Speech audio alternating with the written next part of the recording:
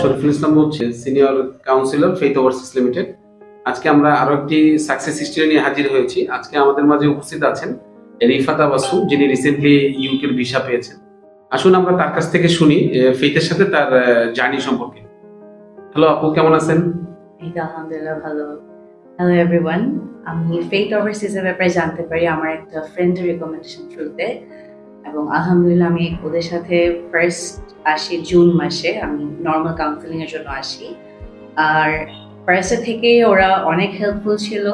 আমার সব পেপারস দেখে ওরা আমাকে ভার্সিটি সাজেস্ট করে, আমার একটা লিস্ট তৈরি করে দেয়।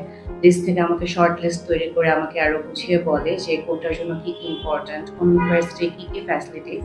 সবকিছু দেখার পর যখন ভার্সিটিতে অ্যাপ্লিকেশন শুরু হলো, টাইম টু টাইম আমাকে আপডেট দেওয়া থেকে শুরু করা, এবং মেইল আসে নাকি, কোনো মেইল যদি পেন্ডিং থাকে সবকিছু চেক করে আমাকে সব ইনফরমেশন দেওয়া হলো।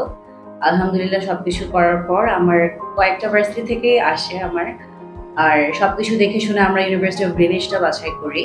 সিন্স আমি ইন্টারন্যাশনাল বিজনেসটা চুজ করেছিলাম এবং ইউনিভার্সিটি অফ গ্রিনিচের এমবিএটা যথেষ্ট ভালো। ফেইথ ওভারসিজও আমাকে সাজেস্ট করে যেন আমি এই কোর্সটা নিই। সো সবকিছু দেখে আমার কাছে ওদের সার্ভিস এবং আমার through out the journey I enjoyed ইট।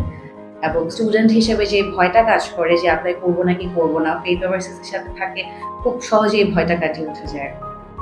ধন্যবাদ আপু। আপনি এই যে জার্নি চলাকালীন সময় আপনি কি কোনো ধরনের সমস্যা ফেস করেছেন?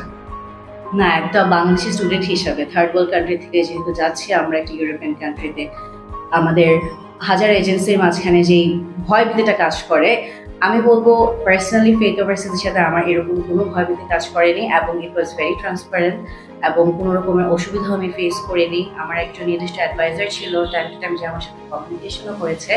সো না, আমি আলহামদুলিল্লাহ কোনো সমস্যা ফেস করিনি। আপনি তো অলরেডি সাকসেস, যেহেতু ইউকের ভিসা পেয়েছেন, এটা one of the best in the world. তো যারা বাংলাদেশি যে স্টুডেন্টগুলো আছে যারা বাইরে পড়তে যেতে চায়, তাদের ক্ষেত্রে আপনার কি সাজেশন থাকে? বাংলাদেশ থেকে এখন অনেকেই হায়ার ডিগ্রি করার জন্য যেতে চাচ্ছে বাহিরে। সাজেশনের প্রথম সাজেশন থাকবে যে অনেক সময় আমরা এরকম হয় হেজিটেট করি, হেজিটেট না করে আপনারা যে কোনো এজেন্সি, যেমন আমি যে কোনো ফেইথ ওভারসিজে আসলাম, আপনারাও আসতে পারেন অবশ্যই। এজেন্সিতে এসে যোগাযোগ করুন, জানুন, সব কিছুর একটা ক্লিয়ার আইডিয়া নেন, আইডিয়া নিয়ে অ্যাপ্লাই করা স্টার্ট করে দেন।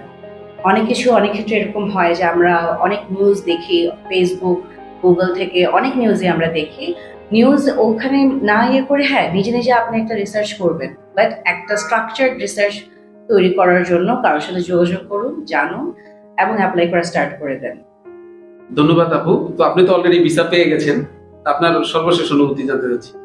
ভিসা পেয়ে সবাই এক্সাইটেড থাকে, আমিও অনেক এক্সাইটেড আজকে হাতে ভিসাটা পেয়ে, এবং আশা করছি একটা ব্রাইট ফিউচারের দিকে যাচ্ছি। আমার অ্যাডভাইজার শরীফুল ভাইকে আমার অনেক থ্যাঙ্কস, এবং ফেইথ ওভারসিজকেও আমি আন্তরিকভাবে ধন্যবাদ জানাচ্ছি আমার এই ফুল আউট জার্নিটাতে আমাকে খুব হেল্প করার জন্য।